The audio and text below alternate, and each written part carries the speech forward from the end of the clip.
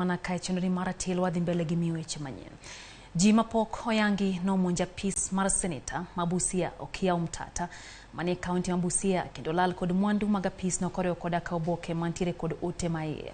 Yangole ni kweth no nyo monja pis no e chunyo tieno kendo kwalo mwandu go morewo koda ka masinde mag tich kod mago mag kano ote.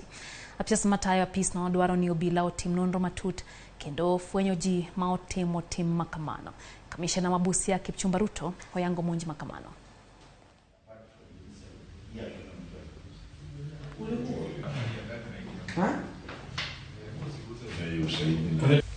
Wamemvamia wakamuibia na hata ofisi yetu there's been a break-in. We are doing the assessment and we'll give an update of whatever's transpired in the office. No, for now I would really not say about things that have been stolen there, because we've not really verified, because there are small other things like maybe flash disks and the rest, which could look so small but so important.